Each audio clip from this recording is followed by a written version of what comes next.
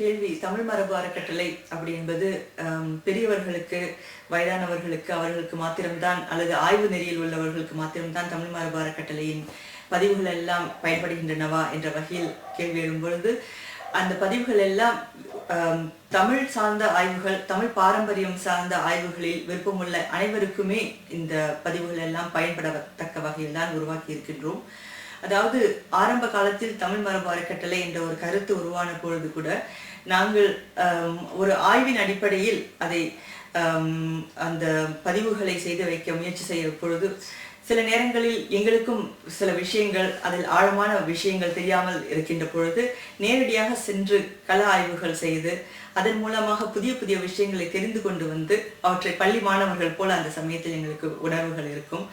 கல்லூரி மாணவர்கள் ஆய்வு செய்து கொண்டிருக்கின்ற மாணவர்கள் போல உணர்வுகள் இருக்கும். அந்த வகையில் பதிவுகளை செய்து வந்து நாங்கள் மென்பதிப்பு செய்து அதனை வெளியிட்டிருக்கின்றோம். தமிழ் மரபு அறக்கட்டளையில் சேகரிக்கப்பட்டிருக்கின்ற அத்தனை விஷயங்களும் மென்பதிப்பாக்கங்களும் சிறு குழந்தைகள், அதாவது கல்வி விரும்புகின்ற கல்வி கற்கக்கூடிய நிலையில் இருக்கின்ற குழந்தைகளிலிருந்து பெரியவர்கள் வரையில் அதாவது விதவிதமான வித்தியாசமான தகவல்கள் பொருந்திய விஷயங்கள் இந்த தமிழ் மரபு அறக்கட்டளையின் வலைப்பக்கத்தில் இணைக்கப்பட்டிருக்கின்றன. ஆனால் குறிப்பிட்ட வகையில் சொல்ல வேண்டும் என்றால் கல்லூரி மாணவர்கள் பயன்பட வேண்டும் என்பதைத்தான் மிகவும் முக்கியமான நோக்கமாக கொண்டு தற்சமயம் நாங்கள் செயல்பட்டு வருகின்றோம். உதாரணமாக மரபு விக்கி என்ற ஒரு பகுதி இருக்கின்றது. அதில் பல ஆய்வு கட்டுரைகள், சமீப காலத்து கட்டுரைகள், சில நிகழ்வுகள், மரபு பற்றிய செய்தி சேகரிப்புகள் இவைகள் எல்லாம் தொகுத்து கொண்டே வருகின்றோம். ஆக இந்த கட்டுரைகளை பார்க்கும் பொழுது கல்லூரி மாணவர்கள் அல்லது பள்ளிக்கூடங்களில் படிக்கின்ற மாணவர்களுக்கு கூட இவற்றை வாசித்து இவற்றை பயன்பட முடியும் என்ற வகையில் சில தகவல்கள் எளிமையான தமிழில் அவர்களும் புரிந்து கொள்ளக்கூடிய வகையான தமிழ் இந்த கட்டுரைகள் எல்லாம் அமைந்திருக்கின்றன. கடினமான பல விஷயங்களும் அமைந்திருக்கின்றன. ஆக வித்தியாசமான வகைகளில் இந்த சேகரிப்புகள் எல்லாம் இருக்கின்றன என்று சொல்லலாம். தமிழ் மரபு அறக்கட்டளையின் உறுப்பினர்கள் என்று பார்க்கும் பொழுது அதில் கூட வயது வித்தியாசம் என்ற வகையில் நாங்கள் எந்தவித தடைகளையும் வைத்திருப்பதில்லை.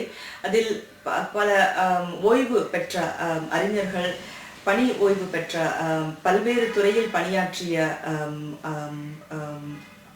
தமிழர்கள் அல்லது பிற தமிழ் மொழியில் ஆர்வம் உள்ளவர்கள், ஆய்வுகளில் ஆர்வம் உள்ளவர்கள் இந்த தமிழ் மரபு அறக்கட்டளையின் சேவைகளில் பணிகளில் ஈடுபட்டு வருகின்றனர். அதோடு சமூக பணிகளில் ஈடுபடுபவர்கள், இத்தகைய பல்வேறு பணிகளில் ஈடுபடுகின்றவர்கள் தமிழ் மரபு அறக்கட்டளையின் நடவடிக்கைகளில் ஆர்வம் காட்டுவதால் இந்த பதிப்புகள் என்பது பல்வேறு தரப்பட்டவையாக பல்வேறு வகையினதாக அமைந்திருக்கின்றன என்பதை நாம் இங்கு காணலாம்.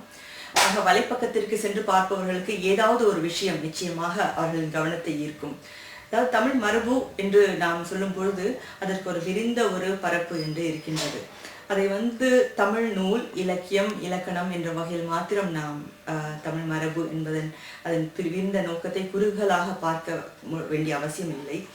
ஆக இசையில் நாட்டம் உள்ளவர்களுக்கு பல்வேறு வகையான இசை, பல்வேறு வகையான நாட்டியம், பல்வேறு வகையான நாடகங்கள், கூத்து, கலைகள் இவ்வகையான துறைகளில் ஆர்வம் உள்ளவர்களுக்கும் தகுந்த வகையில் சில விஷயங்களை சேகரித்துக் கொண்டே வருகின்றோம்.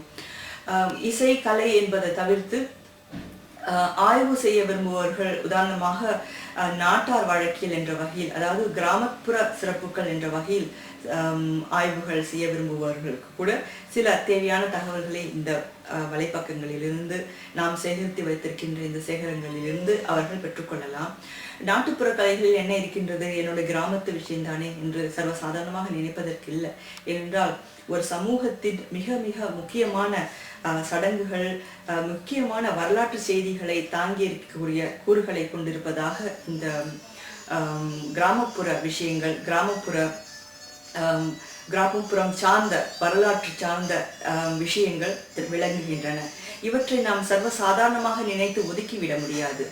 ஆக இவற்றிற்கு என்று ஒரு பங்கு இருக்கின்றது. அதனை நாம் கவனிக்கத்தக்க வகையில் நாம் கவனிக்க வேண்டிய வகையில் இருக்கின்றோம். புலம்பெயர்வு என்பது, அதாவது கடந்த 20-30 ஆண்டுகளில் தமிழகம் அல்லது இலங்கை தவிர்த்து பல்வேறு நாடுகளுக்கு மிக அதிகமான எண்ணிக்கையில் தமிழர்கள் புலம்பெயர்ந்திருக்கின்றார்கள். அவ்வாறு அவர்கள் புலம்பெயரும் பொழுது மிகவும் வித்தியாசமான வகைகளில் கலாச்சார மாறுதல்கள், கலாச்சார புதுமையான விஷயங்கள் கலாச்சாரத்தில் நிகழ்கின்றன. அந்த கலாச்சார மாறுதல்களை பதிவு செய்து வைக்க வேண்டியதும் நமக்கு மிக முக்கியமான ஒரு கடமையாகின்றது. அதனையும் தமிழ் மரபு அறக்கட்டளை செய்திருக்கின்றது. புலம்பெயர்வு என்று வரும் பொழுது அதில் பல சிக்கல்கள், மொழி சிக்கல்கள், வாழ்க்கையை அமைத்துக் கொள்வதில் சிக்கல்கள், பண்பாட்டு சிக்கல்கள், கலாச்சார பிரச்சனைகள் என்ற வகையில் இருக்கின்றன. சில இடங்களில் 2 மொழிகளின் கலப்பு, 2 கலாச்சாரங்களின் கலப்பு என்று வரும் பொழுது கூட இங்கே எவ்வாறு மாறுதல்கள் நிகழ்கின்றன என்பதையும் பதிந்து வைக்க வேண்டிய சூழலில் இருக்கின்றோம். எல்லா விஷயங்களுமே முக்கியமான ஒரு ஆவணமாக கருதப்பட வேண்டிய சூழலில் நாம் இருக்கின்றோம். ஆக மாணவர்களுக்கோ, கல்லூரியில் வேலை செய்பவர்களுக்கோ, அல்லது ஆய்வு நோக்கத்தில் இவற்றை தமிழ் மரபு அறக்கட்டளையின் வெளியீடுகளை தெரிந்து கொள்ள விரும்புபவர்களுக்கோ எல்லா விதமான விஷயங்களையும் இந்த வகையில் நாம் வழங்கி கொண்டிருக்கின்றோம். இதை தவிர்த்து மின்னூல்கள் என்று இருக்கின்றன. பல விதமான அரிய நூல்கள் நீங்கள் கேள்விப்பட்டிருக்கலாம். அதாவது ஒரு 10 வருஷத்துக்கு முன்பு வெளிவருகின்ற நூல்கள் கூட சில நேரங்களில் நாம் மீண்டும் காண முடியாத அளவுக்கு அதன் நிலைமை அழிந்து விடக்கூடிய நிலைமை இப்பொழுது பார்க்கின்றோம். ஆக 10 வருடங்களுக்கு முன்பு இருந்த நூலையே தேட முடியாத நிலையில் இருக்கின்ற பொழுது 100 ஆண்டுகள், 150, 200 ஆண்டுகளுக்கு முன் வெளிவந்த நூல்களை அவற்றை பாதுகாத்து மீண்டும் மீண்டும் அவற்றை பதிப்பித்து அவற்றை அனைத்தையும் பாதுகாத்து வருகின்றோமா என்பது ஒரு பெரிய ஒரு கேள்வி.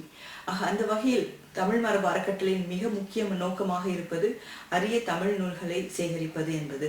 தமிழ் நூல்கள் மட்டுமன்றி பண்டைய காலத்தில் தமிழ் நூல்கள் எழுதப்பட்டவை ஓலைச்சுவடிகளில். அந்த ஓலைச்சுவடிகளில் இன்னும் அச்சுப்பதிப்புக்கு வராமல் இருக்கின்ற ஓலைச்சுவடிகளையும் தேடி எடுத்து அவற்றையும் மின்பதிப்பாக்கம் செய்ய வேண்டும் என்ற வகையிலும் தமிழ் மரபு அறக்கட்டளை பணியாற்றி கொண்டு வருகின்றது.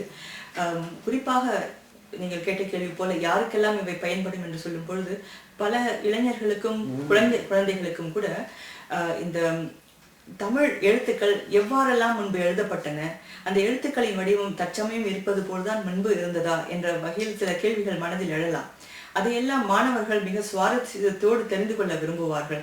அவர்களுக்கெல்லாம் தமிழ் மரபு அறக்கட்டளையின் பதிவுகள் நல்ல உதாரணங்களாக அமையக்கூடும். ஆர்வமுள்ளவர்கள் தமிழ் மரபு அறக்கட்டளையில் உள்ள வலைப்பக்கத்தில் உள்ள ஓலைச்சுவடிகளுக்கு சென்று பார்த்து அங்கே தமிழ் எழுத்துக்கள் எவ்வாறெல்லாம் எழுதப்பட்டிருக்கின்றன, ஒரு 150, 200 ஆண்டுகளுக்கு முன்னர் மெய்யெழுத்துக்கள் எப்படி எழுதப்பட்டன, ஆயுத எழுத்து இருந்ததா அல்லது உயிரெழுத்துக்கள் எவ்வாறு எழுதப்பட்டன, இடம் விட்டு எழுத்துக்கள் எழுதப்பட்டவனவா, புள்ளிகள் வைக்கப்பட்டிருந்தனவா, இந்த மாதிரியான சோதனைகள் எல்லாம் செய்து பார்ப்பதற்கு கூட பள்ளியில் படிப்பவர்கள், ஆசிரியர்கள் போன்றவர்கள் தமிழ் மரபு அறக்கட்டளையின் பதிவுகளை தாராளமாக பயன்படுத்தி கொள்ளலாம். ஆக பல்வேறு தரப்பட்ட விஷயங்கள் ஒலிப்பதிவாக, அதாவது கேட்டு பயன்பெறத்தக்க வகையிலும், ஒளிப்பதிவாக அதாவது பார்த்து அதை உணர்ந்து கொள்ளக்கூடிய வகையிலும், அதாவது வீடியோ பதிவுகளாகவும், அதே சமயம் நூல்களாகவும், கட்டுரைகளாகவும், படங்களாகவும் இந்த வலைப்பக்கத்தில் சேகரிக்கப்பட்டு வருகின்றன. ஆக மொத்தம் இந்த வலைப்பக்கம் பார்ப்பவர்களுக்கு நிச்சயமாக ஏதாவது ஒரு சில வகைகளாவது மரபு சார்ந்த விஷயங்கள், தகவல்கள் நிச்சயமாக கிடைக்கும்.